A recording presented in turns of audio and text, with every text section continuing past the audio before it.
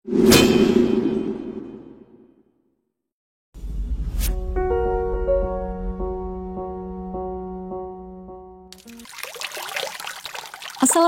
warahmatullahi wabarakatuh. Sahabat muslim, dalam salah satu ayat Al-Quran menjelaskan bahwa sesungguhnya manusia diciptakan sukanya berkeluh kesah lagi kikir.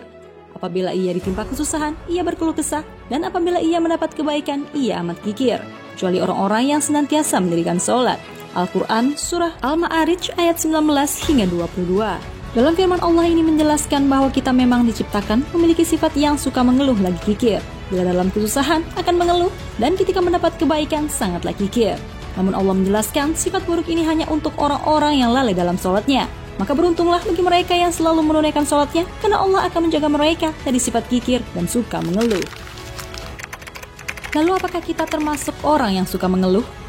Temukan jawabannya dengan menyimak video ini hingga akhir.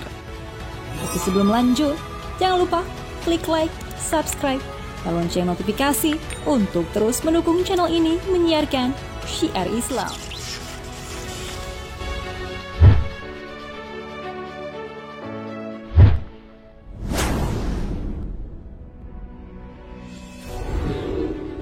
Manusia terkadang sering lupa atau bahkan belum terlalu paham ketika Allah SWT memberikan cobaan. Padahal ini suatu bentuk kasih sayang Allah kepada makhluknya, agar manusia senantiasa selalu bersyukur dan selalu bertawakal kepadanya.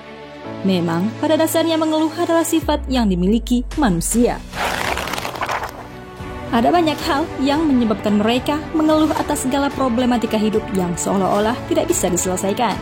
Karenanya, jikalau sampai ke titik tertentu, mengeluh dapat menyebabkan stres dan depresi. Hukum mengeluh jelas dilarang dalam Islam, karena seharusnya kita sebagai muslim harus selalu bersabar dan tabah akan semua cobaan yang datang kepada kita.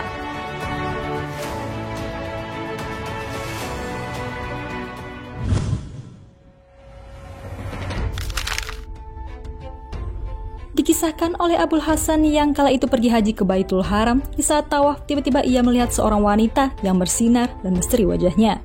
Demi Allah, belum pernah aku melihat wajah secantik dan secerah wanita itu. Tidak lain itu pasti karena tidak pernah risau dan bersedih hati. Tiba-tiba wanita itu mendengar ucapan Abul Hasan lalu ia bertanya, "Apakah katamu, hai saudaraku?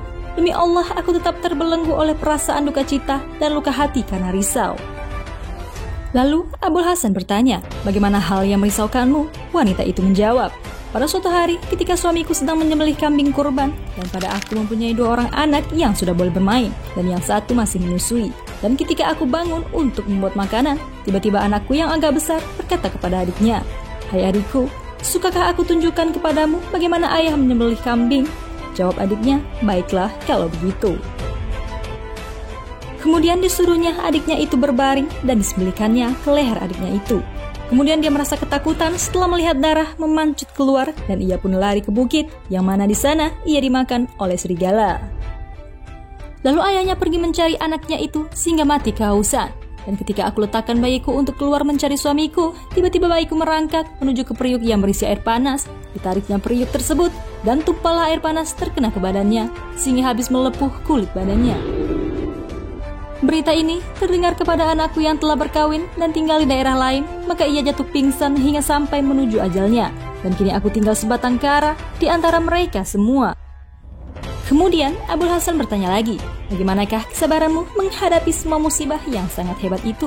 Wanita itu menjawab, "Tiada seorang pun yang dapat membedakan antara sabar dengan mengeluh, melainkan ia menemukan di antara keduanya ada jalan yang berbeda.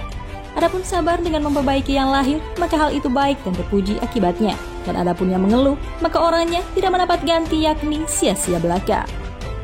Kisah pilu yang dihadapi oleh seorang wanita yang diceritakan oleh Abul Hasan ini bisa menjadi pelajaran untuk kita agar tidak berkeluh kesah menghadapi cobaan yang datangnya dari Allah SWT yang tidak lain tidak bukan hanya ingin menguji umatnya untuk lebih banyak mengingatnya.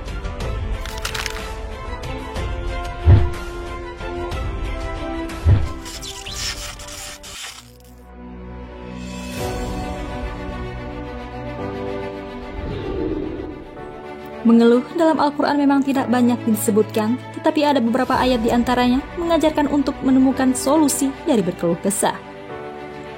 Di saat muncul pertanyaan dari syaitan seperti, "Mengapa aku diuji, ya Allah?" Maka Al-Quran dengan tegas menjawab, apakah manusia itu mengira bahwa mereka dibiarkan saja mengatakan, kami telah beriman, sedangkan mereka tidak diuji? Dan sesungguhnya kami telah menguji orang-orang yang sebelum mereka. Maka sesungguhnya Allah mengetahui orang-orang yang benar, dan sesungguhnya Dia mengetahui orang-orang yang dusta. Al-Quran Surah Al-Ankabut ayat 2 hingga 3. Sebenarnya Al-Quran juga telah memberikan petunjuk untuk keluar dari sebuah permasalahan yang telah dijelaskan dalam Surah Al-Baqarah ayat 45. Dan mintalah pertolongan kepada Allah dengan jalan sabar dan mengerjakan sholat, dan sesungguhnya sholat itu amatlah berat kecuali kepada orang-orang yang khusyuk. Tak hanya itu, dalam surat At-Taubah ayat 111, Al-Quran telah menjelaskan hadiah untuk mereka yang selalu bersabar dan tawakal. Sesungguhnya Allah telah membeli dari orang-orang mukmin diri, harta mereka dengan memberikan syurga untuk mereka. Lantas, sadarkah kita ketika kita berkeluh kesah, lalu apakah dampaknya?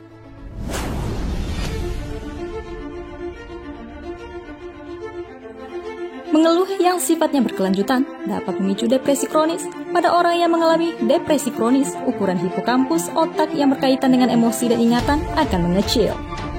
Sel otak yang berkaitan dengan komunikasi juga ikut terpengaruh. Produksi serotonin dan kemampuan tubuh juga akan berkurang secara drastis. Akibatnya, fungsi otak akan menjadi tidak maksimal.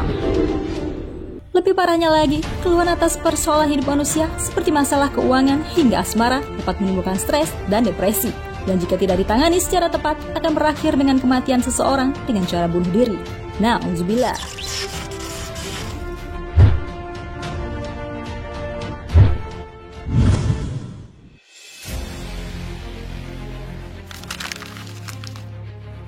Sahabat Muslim, Allah telah memberikan jawaban atas permasalahan kita lewat ayat Al-Quran yang seharusnya bisa kita pahami dengan rajin-rajin membaca dan mengamalkannya. Allah SWT juga tidak akan memberikan cobaan melebihi batas kemampuan hambanya. Wallahu a'lam bishawab. Semoga kita senantiasa menjadi umat yang selalu bertawakal dan tidak mengeluh, karena sesungguhnya Allah akan senantiasa bersama kita. Amin ya rabbal alamin.